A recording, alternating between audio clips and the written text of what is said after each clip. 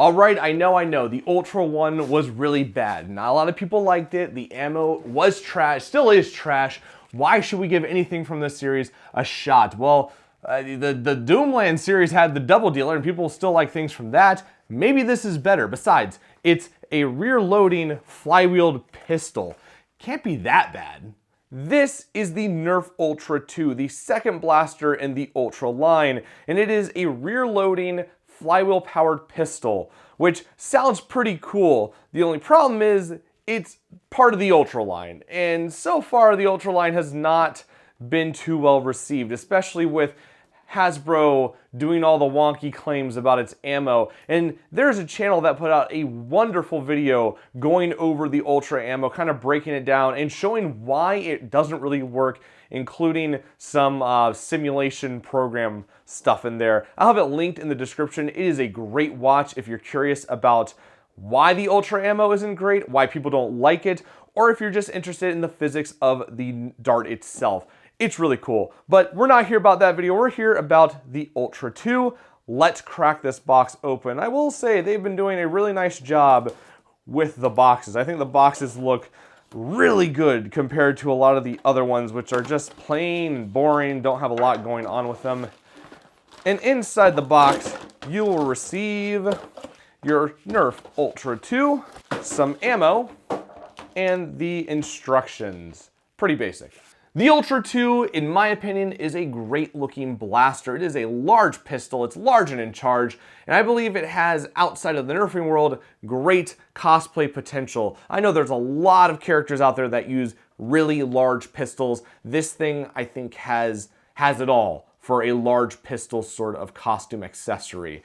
It looks really good. The paint scheme is nicely done, though I think this orange blob at the front needs a little bit more going on to kind of break it apart, though the black and gold Ultra logo is super blingin', though you don't get it on the left side. The left side is vacant. You get Ultra in a boring orange that just makes this thing look really bloated and boring, but this side, ooh, spicy. In terms of ergonomics, I am not a fan of this blaster. I will say your results may vary as I have large, thickish hands.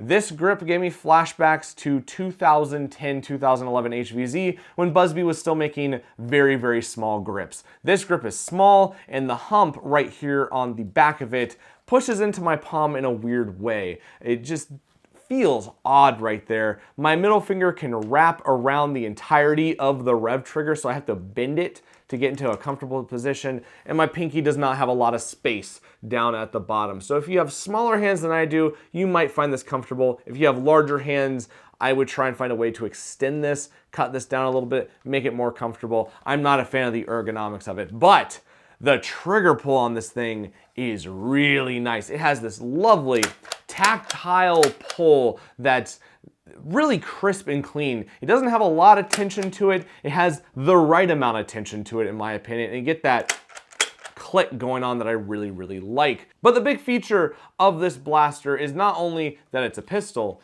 it's a rear loading pistol. On the back, you have your cylinder that you load by taking your Ultra darts and just putting them into their spots like so. And when you have them all loaded up, all you have to do is hold down the rev trigger and pull. And that will push your dart into the flywheels, which can be accessed by lifting up the jam door right here.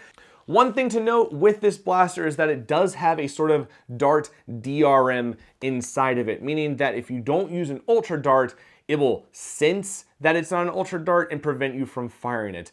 Though on the bright side, modders have already found a way to remove this piece. It's like a single piece located right here on the inside of the blaster, super easy to get out, and other people have been making parts and kits that you can put into this blaster to make it take elite style darts, maybe even half lengths. So if you're looking to use this with other ammo besides the Ultra darts, because I don't think there's a lot of people out there wanting to use Ultra darts right now, there's tons of stuff upon the horizon, so keep your eyes out for it to turn this into the blaster you would actually want to use. The last little details to know about this blaster is that it does have some really nice futuristic-y looking iron sights on the front, a tack rail on the top, a tack rail on the bottom, and because it is motorized, you're going to need 6 AA batteries, which can be accessed over here on the boring Ultra font. The boring side is where you house your batteries. You just unscrew this screw right here and pop the lid like so, and you load your batteries right in here. It's super easy, it's super simple. When you've done that,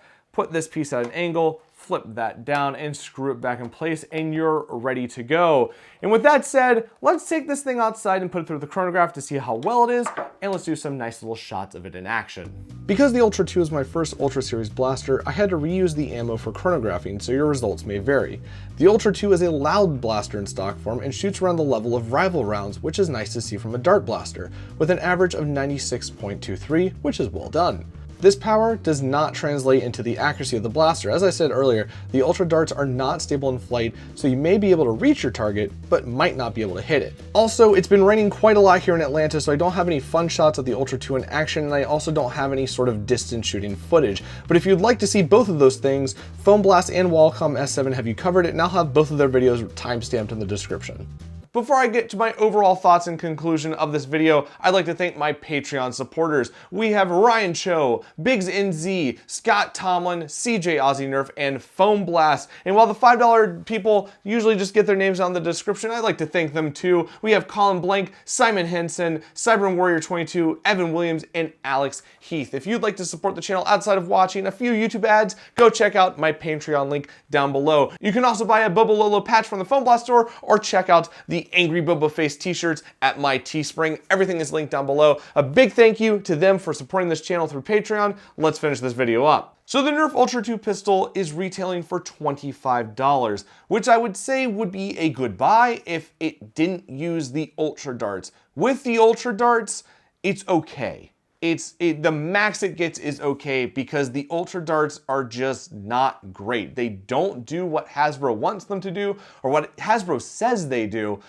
But luckily for us, we have people out there who are making kits for this, little parts, little pieces that you can put into your Ultra 2 to make it accept half lengths and normal elite style darts. So big thanks to them. They're basically doing what modders do with Bethesda games where they go in and they fix bugs. These Ultra darts are bugs. They're awful, awful little things that they need to be gotten rid of.